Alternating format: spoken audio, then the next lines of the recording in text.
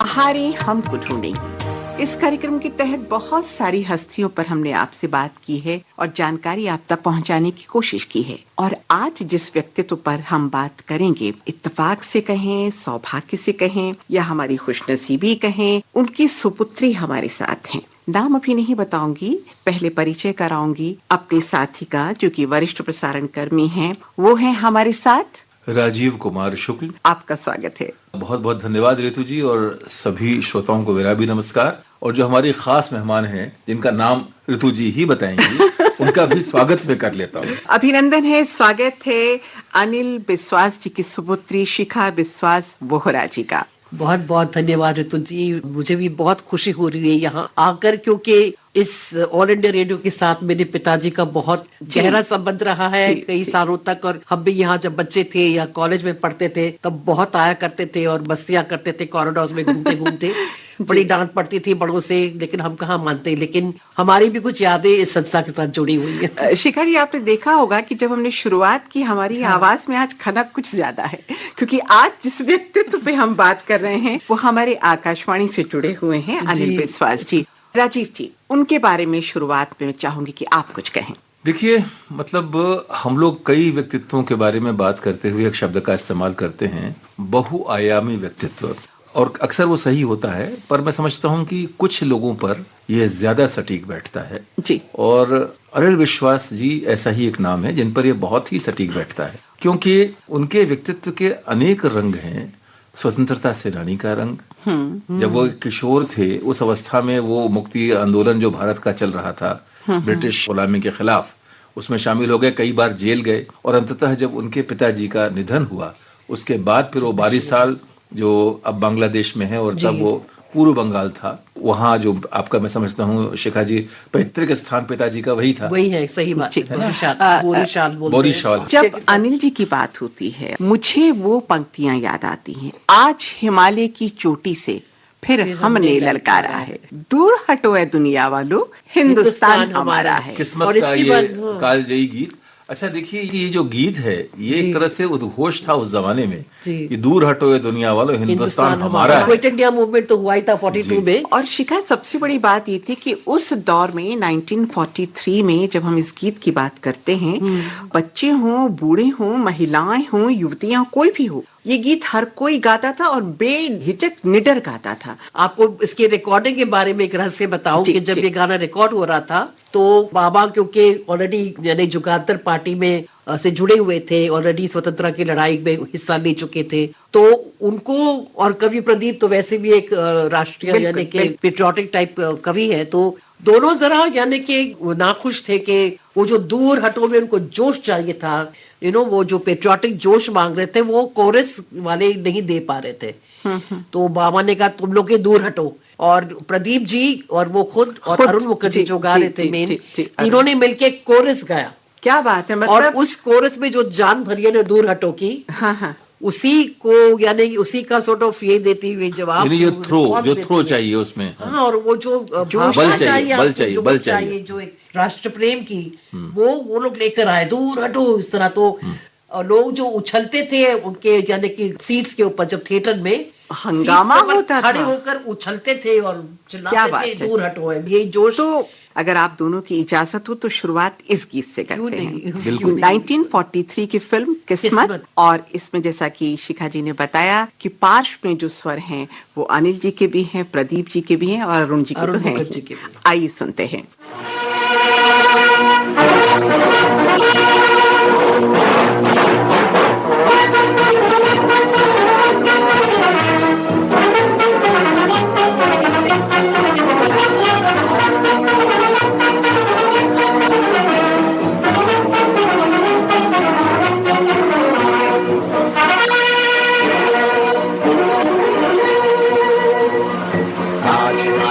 चोटी से फिर हमने ललकारा है, आज हिमालय की चोटी से फिर हमने ललकारा है, दूर हटो दूर हटो दूर हटो है दुनिया वालों, हिंदुस्तान हमारा है, दूर हटो है दुनिया वालों, हिंदुस्तान हमारा है।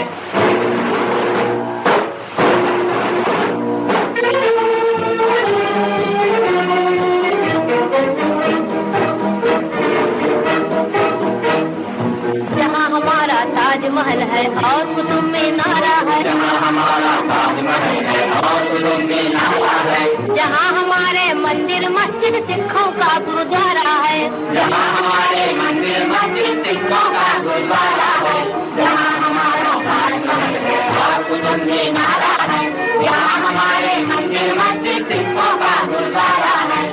धरती पर कदम बढ़ाना अत्याचार तुम्हारा है, अत्याचार तुम्हारा है, दूर हटो दूर हटो दूर हटो वालों हिंदुस्तान है, दूर हटो दुनिया वालों हिंदुस्तान हमारा है। आज हिमालय की चोटी से फिर हमने ललकारा है, आज हिमालय की चोटी से फिर हमने ललकारा है, दूर हटो दूर हटो दूर हटो दुनिया वालों हिंदुस्तान हमारा है।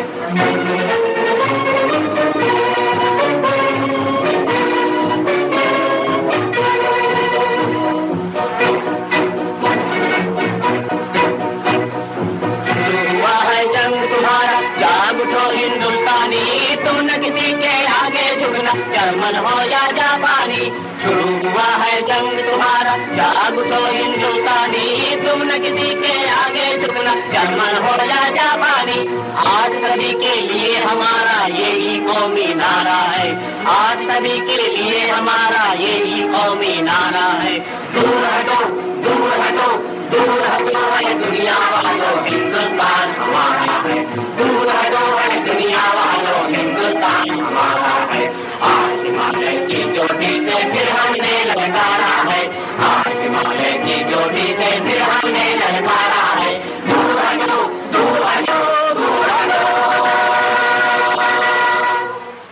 वाह वाह, क्या गीत! और वाकई ऐसे रचना धर्मिता, ऐसे संगीत के प्रति समर्पित व्यक्तित्व के प्रति श्रद्धा से सर झुक जाता है। और ये फर्स्ट पेट्रियोटिक सॉन्ग था सिनेमा में, अगर आपको पता है। जी जी जी, पता नहीं, बिल्कुल आप जानते बिल्कुल हैं? बिल्कुल बिल्कुल। सबसे और पहला प्रथम स्वतंत्रता सेनानी का वो आरंभ जो कि एक इस गीत में प्रतिफलित हुआ, हाँ, और यानी जिसको हम लोगों ने देखा, लेकिन उसके बाद संगीत से जबरदस्त जुड़ाव। जहां तक मुझे ध्यान है कि वो पदावली जो कीर्तन है उसमें रुचि लेते थे, बिल्कुल, बाउल और भटियाली जो कि बंगाल का जो लोक संगीत है उसमें गहरी रुचि थी। और फिर वो कलकत्ता आए और उसके बाद जी हाँ, श्यामा संगीत जो है, जो देवी की देवी स्तुति का जो संगीत यहाँ है, तक कि नजरुल गीती के प्रति उनका बड़ा रुझान वो रहा। तो खैर नजरुल गीत तो काम कर चुके हैं, काजी नजरुल इस्लाम के साथ ही काम किया था जी। तो कुल मिलाकर तो के नहीं, कहेंगे, उसके बाद मैं ये कहूंगा कि जब संगीत में भी वो आए तो संगीत में भी उन्होंने पश्चिमी ऑर्केस्ट्रा, भारतीय शास्त्रीय संगीत, लोक धुनों, इन सबको जोड़कर इनका समन्वय करके, सामंजस्य करके, तो एक बड़ी पारी है जिसमें हम इस पर विस्तार में आएंगे। बड़े बड़े गायकों को उन्होंने पहला अवसर दिया। फिर उसके बाद एक आयाम ये कि उन्होंने जो लोक सेवा प्रसारक आकाशवाणी और दूरदर्शन, इन दोनों के लिए भी कालजयी रचनाएं दी और काम किया। इसके विस्तार में हम बाद में जाएंगे। वाद्य वृंदों की जहां तक बात है, बहुत सारे, जैसा कि राजीव जी ने कहा कि आकाशवाणी के प्रति उनका जो काम के प्रति जो रुझान था वो भी बिल्कुल अलग तरह का काम है। बल्कि यूं कहें कि एक तरह से संगीत के पुरोधा रहे अनिल जी। आप उनकी सुपुत्री हैं और आपने बचपन से उनको देखा है। ये मैं ये जानना चाहती थी, उनके व्यक्तित्व के संगीत के पक्ष पे तो हम बात करेंगे ही, लेकिन एक लाडली बेटी, 3 भाइयों की लाडली बहन और संगीतकार पिता, तो वो जो वातावरण था घर का, उसके बारे में कुछ बताइए मुझे। नहीं, वो सही आपने कहा। मैं एक ही बेटी थी 3 भाइयों के बीच, तो बहुत ज्यादा लाडली थी उनकी जी। और वो मुझे प्यार से शिखू माँ करके बुलाया करते थे घर में।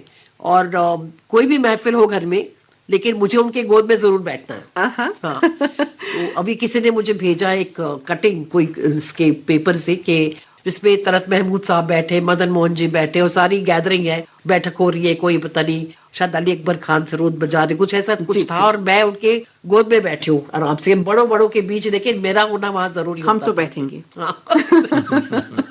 जी जी। तो इस तरह का था माहौल और बहुत प्यार से हमेशा मुझे कहते थे मेरे सर पे मालिश करो जी। अब ये बताएं कि बचपन के उन दिनों को जब आप याद करती हैं तो कोई गाना आपको याद आता है जिसको आप चाहती हैं कि ये आप सबसे पहले, मतलब एक गाना हम सुन चुके हैं पर अब अपनी तरफ से एक गाना आप बताएं कि कौन सा सुनना चाहेंगी?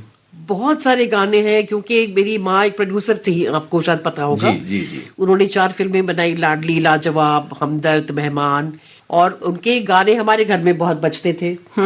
तो लता जी का एक गाया हुआ गाना था लाडली फिल्म का, जी जी जी, तुम्हारी बुलाने को जी चाहता है, वाह वाह वाह। जो एक गजल एक्चुअली है, गजल को उन्होंने इतना मेलोडियस और खूबसूरत बना दिया अपने संगीत से।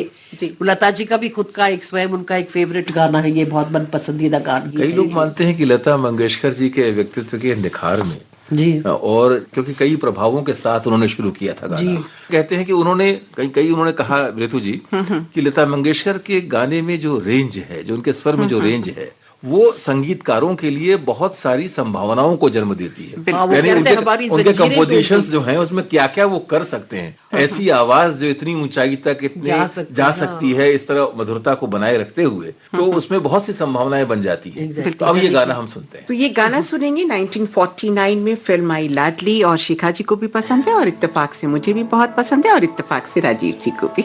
आइए सुनते हैं।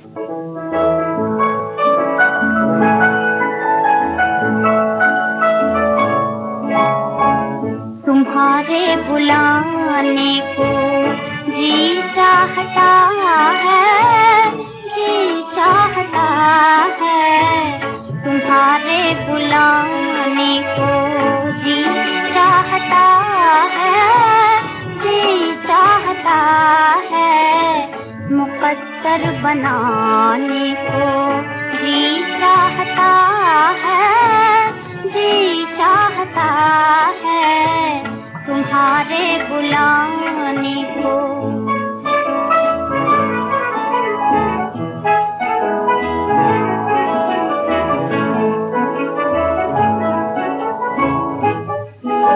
जो तुम आओ तो साथ खुशियाँ भी आए, खुशियाँ भी आए। जो तुम आओ तो साथ खुशियाँ भी आए, खुशियाँ भी आए। मेरा मुस्कुराने को जी चाहता है, जी चाहता है। तुम्हारे बुलाने को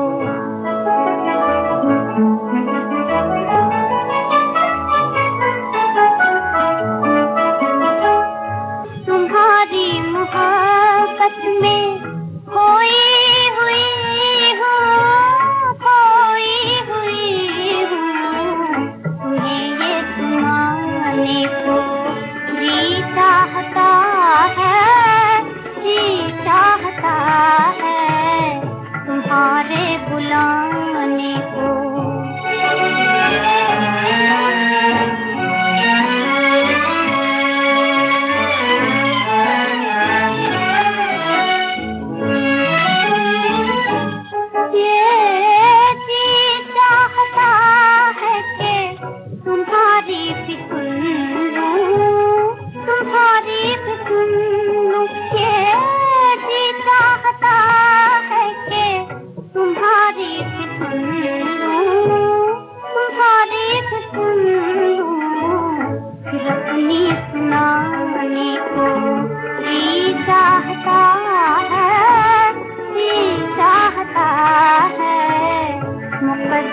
बनाने को जी चाहता है, जी चाहता है। तुम्हारे बुलाने। बहुत प्यारा गीत, और बातों का सिलसिला चल निकला है। लता जी से बात शुरू हो रही थी। लता जी ने कहीं ये बात कही कि वो जो गाते हुए सांस का जो कंपन होता है, आरोह अवरोह होता है, उस पे कैसे कंट्रोल करें, ये कला उन्होंने अनिल जी से सीखी। क्या कहेंगे? सही नहीं, वो सही है। और सबसे पहले मैं ये कहना चाहूंगी कि लता मंगेशकर के ऊपर जो विश्वास उन्होंने रखा, सबने उनको यानी कि रिजेक्ट किया था कि इनकी आवाज बहुत पतली है। ये गुलाम हैदर और खेमचंद प्रकाश और अनिल बिस्वास, ये तीनों का यानी कि मिल मिला के एक उनकी कोशिश रही कि इस लड़की को ले आना है कैसे भी करके। जी। और बाबा हमेशा बोलते थे कि हम लोग इतने यानी कि आजाद हो गए उसके बाद कि हम जो चाहे वो क्रिएट कर सकते हैं, कंपोज कर सकते हैं। ये विश्वास रखते हुए, ये श्रद्धा रखते हुए कि लता मंगेशकर इनको पूरी तरह निभाएगी, एक आवाज मिल गई, एक जिसका रेंज बिल्कुल कहाँ से कहाँ जाता था, तो वो कहते थे हमारे जैसे जंजीरें खुल गई। क्या बात है। मुझे लगता है इसकी एक कड़ी उससे भी जुड़ती है कि जब अनिल विश्वास जी मुंबई पहुंचे, मतलब तब के मुंबई, तो उसमें प्लेबैक जो गायकी है उसका सुनहरा दौर शुरू हो रहा था, है ना? अभी हुआ नहीं था बम्बई में जब वो पहुंचे हैं। अच्छा। क्योंकि वो पहुंचे 1934 में, 1935 में प्लेबैक कैलकाटा में शुरू हुई न्यू थिएटर्स के साथ, और वो उन्होंने प्लेबैक सिंगिंग शुरू की, उसकी शुरुआत की 1937 में। एक फिल्म आई थी उनकी, महागीत, जो एक पहली साई-फाई फिल्म थी वो भी, तो अच्छा, वहां पे मतलब साई-फाई फिल्म, और उस फिल्म के साथ उन्होंने विज्ञान, साइंस फिक्शन, साइंस फिक्शन, अच्छा, तो उस फिल्म के साथ उन्होंने प्लेबैक यानी पार्श्व गायकी का दौर शुरू किया पहली बार बम्बई में। हाँ। एक किस्म से वो पहले अव्वल इंसान रहे जिन्होंने शुरू की पार्श्व गायकी। पार्श्व गायकी की बात करें, ऑर्केस्ट्रा की बात करें, नए कई सारे फनकारों को एक रास्ता दिखाने की बात करें, एक मंच देने की बात करें, उसपे चाहे सुधा मल्होत्रा हो, लता जी हो, मुकेश जी हो, तलत जी हो,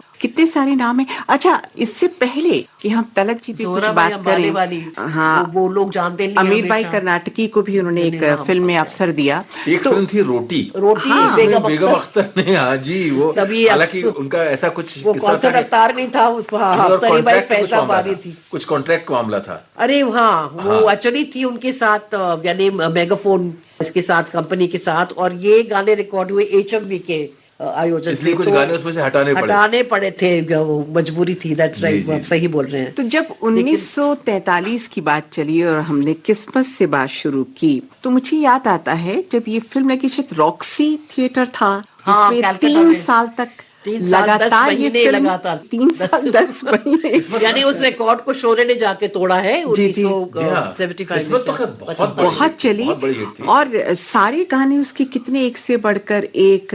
वो गीत हमें बहुत पसंद है, वो बादल शोर न मचा, धीरे धीरे धीरे मेरा बुलबुल सो रहा है।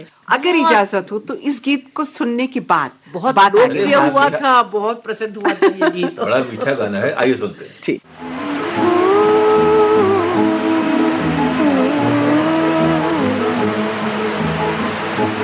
धीरे धीरे हारे बादल, धीरे हारे बादल, धीरे धीरे जा, मेरा बुलबुल सो रहा है, मेरा बुलबुल सो रहा है, शोर दिल न मचा, धीरे धीरे हारे बादल, धीरे।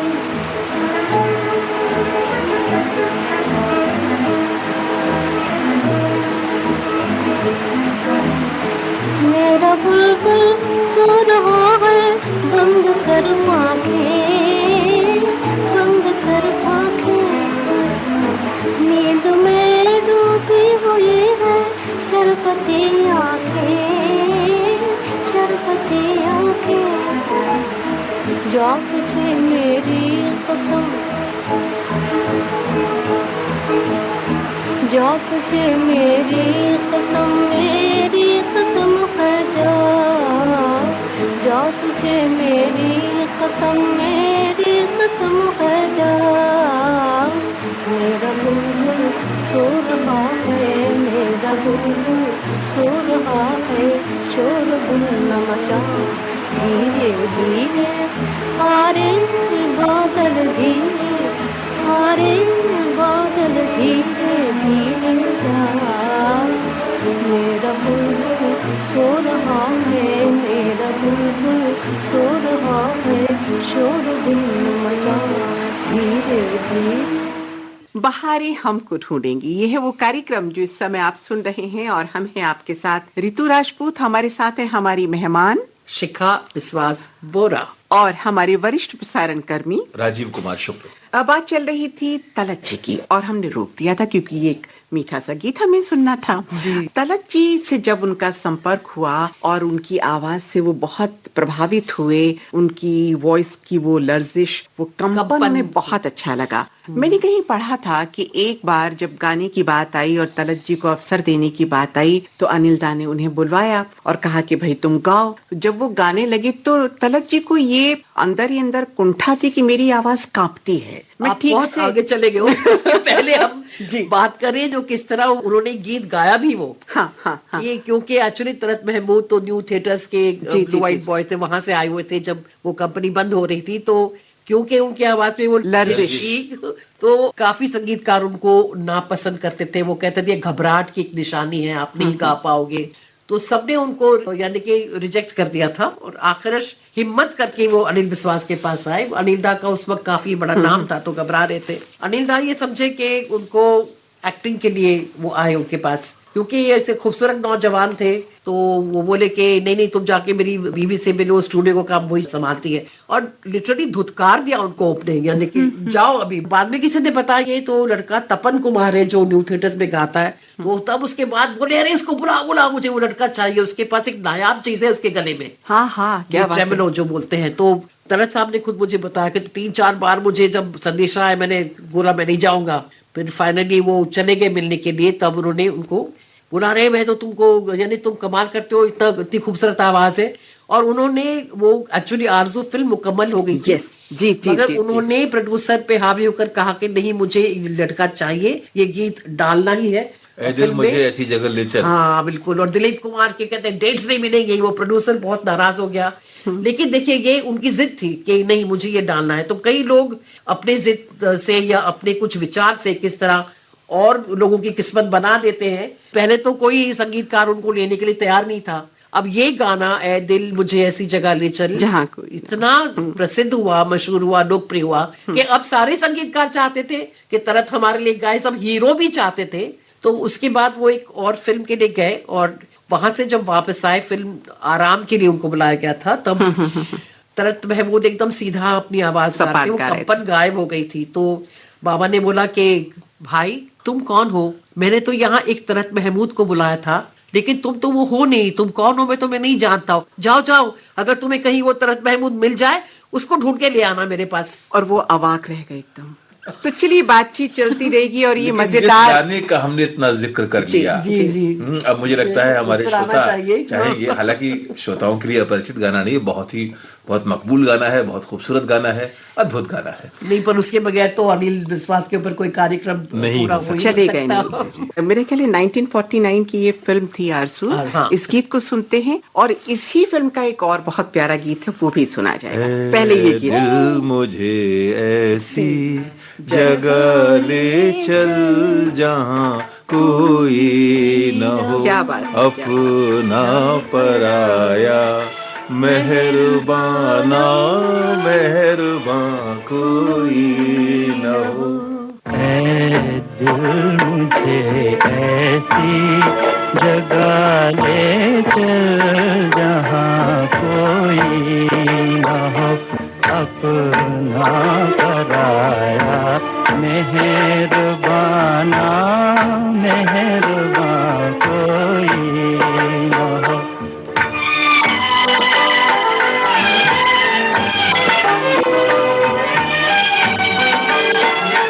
जाकर कहीं खो जाऊं मैं, नींद आए और सो जाऊं मैं, नींद आए और सो जाऊं मैं। जाकर कहीं खो जाऊं मैं, नींद आए और सो जाऊं मैं, नींद आए और सो जाऊं मैं। दुनिया मुझे ढूंढे मगर मेरा निशान कोई न हो।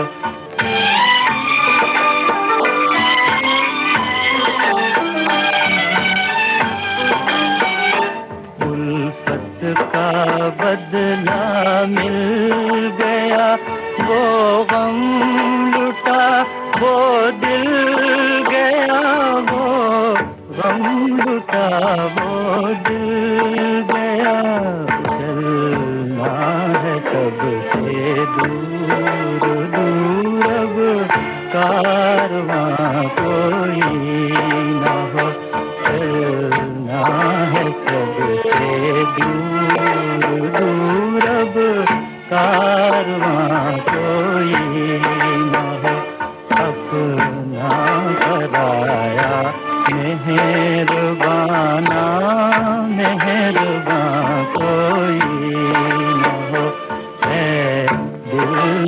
ऐसी जगा ले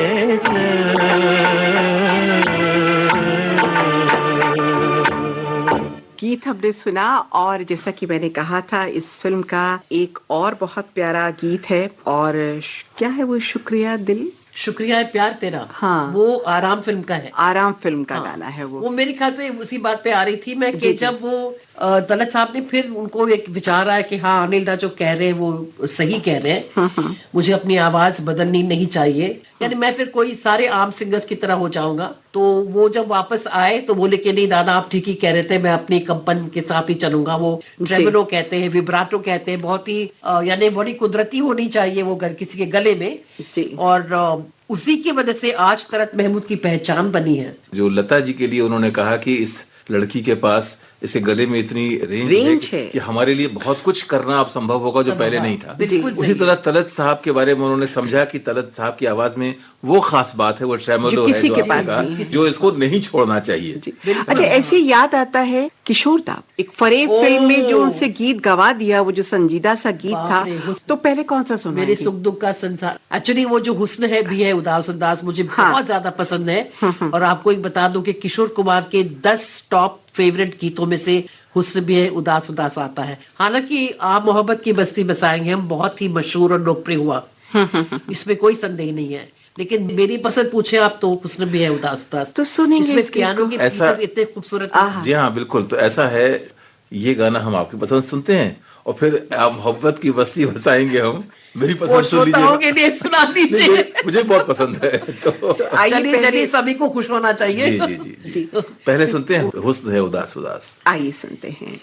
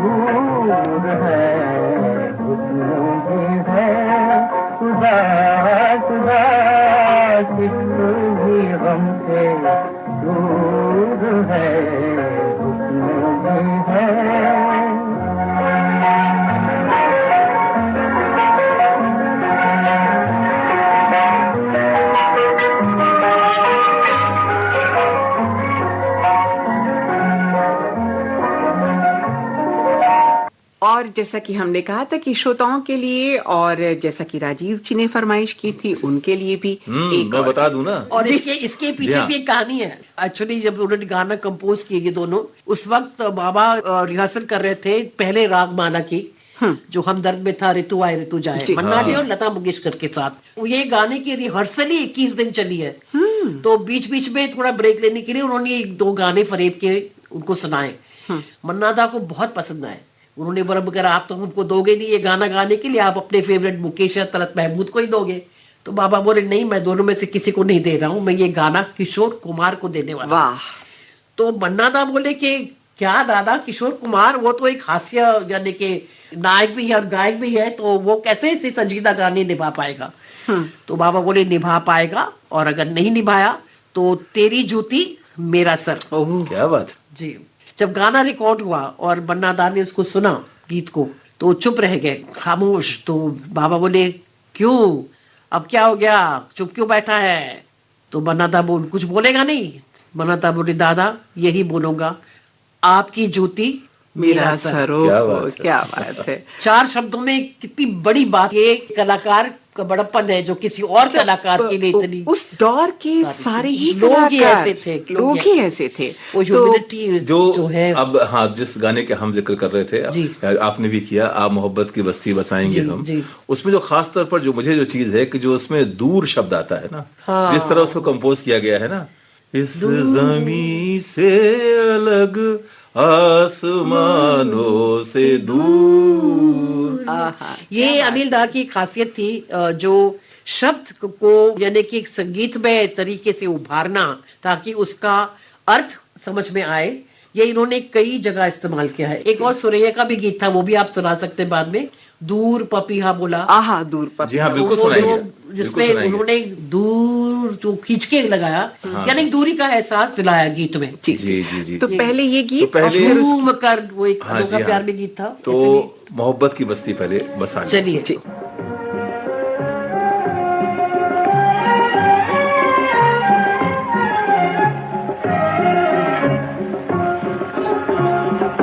मोहब्बत की बस्ती बसाएंगे हम, इस जमीन से अलग आसमानों से दूर। मोहब्बत की बस्ती बसाएंगे हम।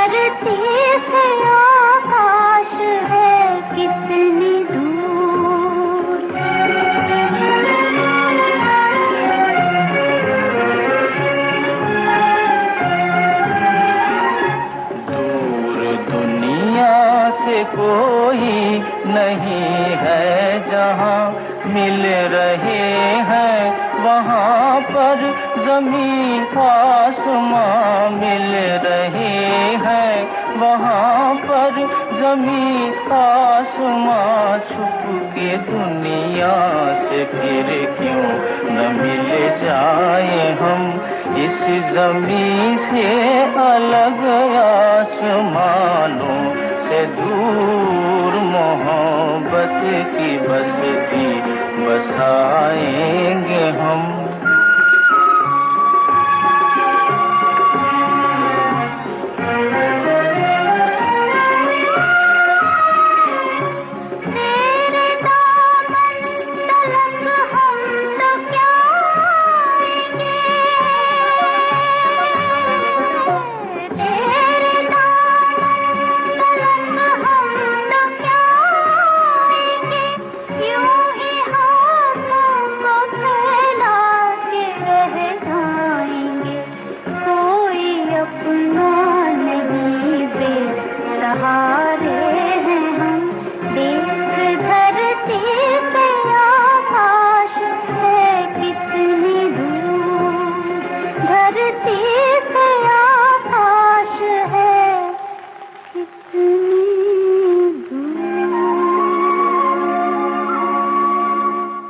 बहुत सारी बातें हमने की और सुरैया का जिक्र आया, दूर पपीहा बोला।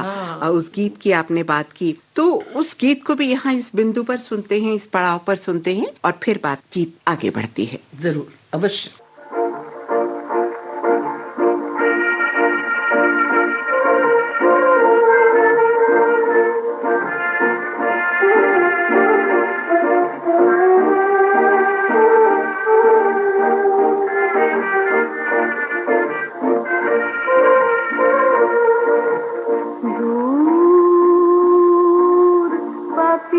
बोला रात आती रह गई, मेरी तुम्हारी मुलाकात बाकी रह गई।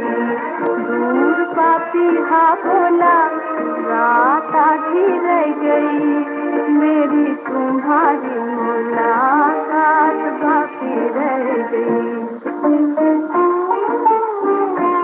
मेरा मन है उदास दिया मंद मंद है, मेरा मन है उदास दिया मंद मंद है। बादलों के घेरे में चांद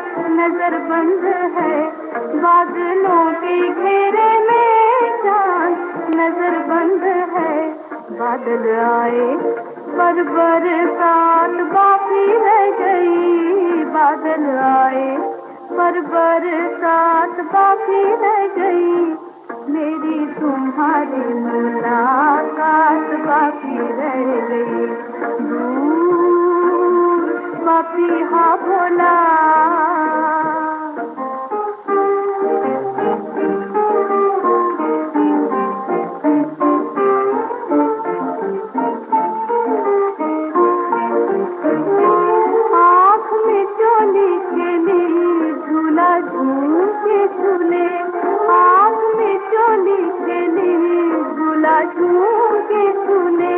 वन में चमेली फूली, हम बहार में भूले, हम बहार में भूले। पर देनी थी जो सौगात बाकी रह गई, पर देनी थी जो सौगात बाकी रह गई, मेरी तुम्हारी मुलाकात बाकी रह गई। दूर पपीहा बोला, रात आधी रह गई, मेरी तुम्हारी मुलाकात बाकी रह गई। दूर पपीहा बोला। बाहरी हम को ढूंढेंगी। इस कार्यक्रम में हमारी आज की मेहमान जो कि विश्वास जी की सुपुत्री है शिखा विश्वास बोहरा और राजीव कुमार शुक्ल जी के साथ फिलहाल आपसे अनुमति चाहेंगे, इजाजत दीजिए। नमस्कार। हमारा जिक्र भी होगा, हमारी बात भी होगी, रगों में आपकी हरदम हमारी याद दौड़ेगी, समय के